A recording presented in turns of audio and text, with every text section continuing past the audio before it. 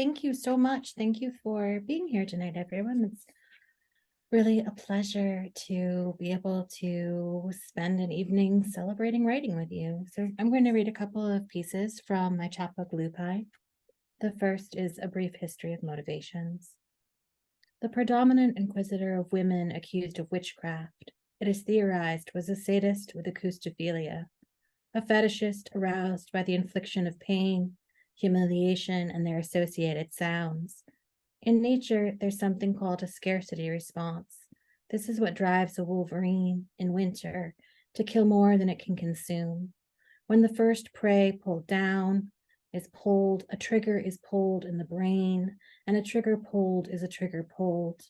Devices of torture invented specifically for use against women were designed to destroy anatomical elements of the body associated with the female. The breast ripper, for example. The practice of sexual torture against women can be tracked back to the Romans, who recognized rape as a crime only possible against those of good standing. The scavenger's daughter is a metal clamp that compresses the body in a crouched position. The turn of a heavy metal screw folds the chest to the thighs, tighter and tighter, until the clavicles crack and the spine dislocates. Blood rushes from the mouth, the ears, and the eyes. Far more popular for women charged with wickedness was the Judas cradle, a tall, three-legged device topped with a sharpened pyramid of wood, wider at its base than the human body. Strapped into a special harness, women were lowered into position over the pyramid's point. For purposes of entertainment or for efficiency's sake, weights could be bound to the ankles. Today, we know the mind seeks the structure of narratives. From shadows, we make stories. On a path, the light shifts, shudders, snags in the branches, then slips into smoke and slinks away on the wind. So a block dog is sighted, its tongue split, one paw extended, beckoning, and on another winter-gnawed night, a white cat shimmies down a chimney, leaps through the flames and cries from the pink whirl of its anus, witch's butter, then vomits a shining spew of seeds on the floor. And even in the scant safety of daylight, a yellow bird, songful, lights on a snow-heavy branch and trills, treasure, treasure, treasure, a bonny blue bonnet and delicate bed.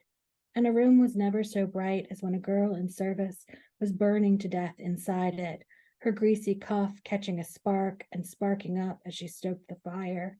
So what could wonders be but evil?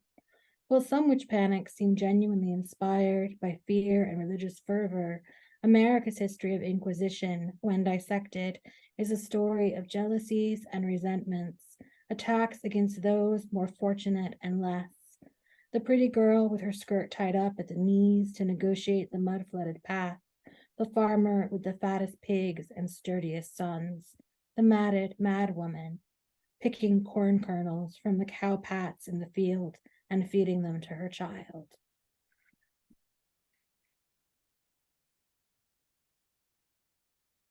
The next poem is called Wickedness. Consider the truth.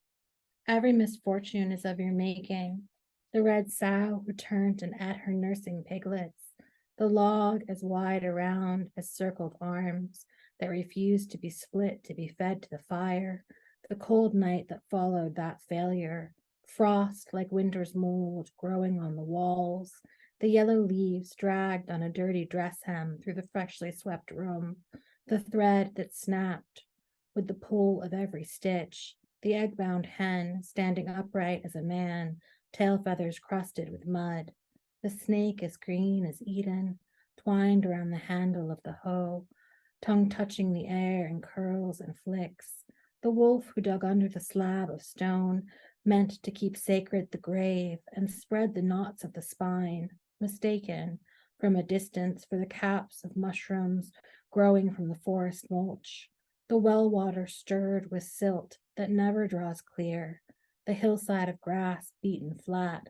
tangled, and did you not look at it and think, how like hair across the pillow, and did you not lower your body, carved from a curve of bone by the very hand of God, to the ground to lay your cheek against it? And did you not draw so slowly your fingers through the blades, how like hair across the pillow? And why do you do these wicked things? I'll just keep reading in order. The next piece is called Harpy. Here I am, the heavy bird, shifting high above, invisible at night, feathered black, as much a pit as any necrotic tooth in any unkept mouth, crook-necked, scythe-headed, eyes puddle flat and palest watercolor, keeping constant watch from their shallow set, surface deep in naked skin, red as uncooked meat, my pebbled cheeks the shade of a hot blood blush, mine a flush like butchering. Below, I watch a girl child unattended, playing with a bit of wood, whittling it away, sliver by sliver, slipped from the body of the branch by the light sliding bite of her little blade, until which could be carved into anything, becomes nothing at all. Girl child, if you must hate yourself, let it be for lack of talent, rather than the body your soul inherited. This is not meant to sound profound, but I have from forever wished to be a songbird, the courier of 1,000 prayers, poured grain by grain into the sweet thimble of the ear of the infinite, instead of a cousin to the wingless, the weasel things with the wrinkled, long-nailed hands of witches.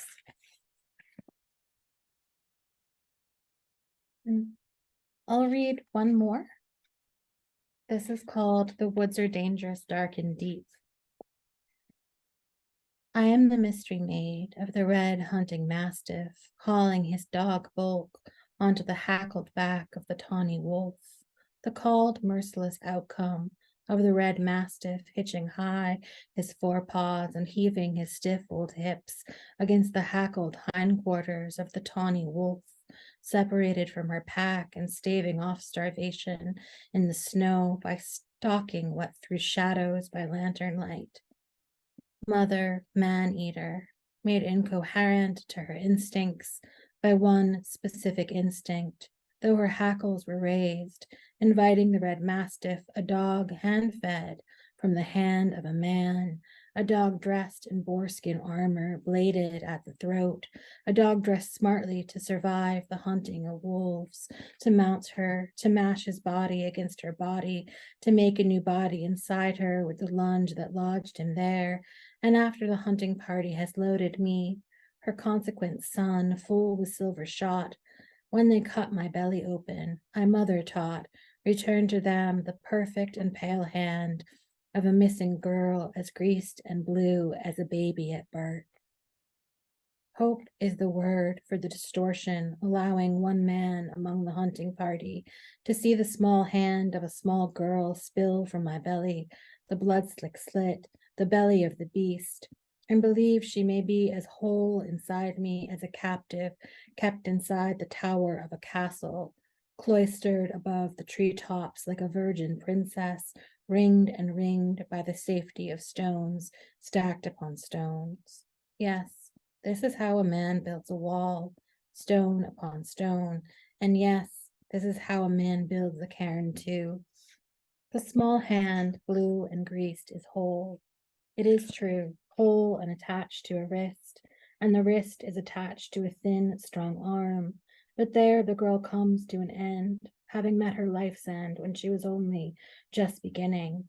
What one hunter thinks is the beginning of a girl, taking hold of her blue greased hand to guide her from the blood-slick slit my belly bared, reveals itself when coaxed as the evidence of her end. Her whole hand attached to a wrist, the wrist attached to an arm, thin and strong, but that is all the whole of the girl that there is.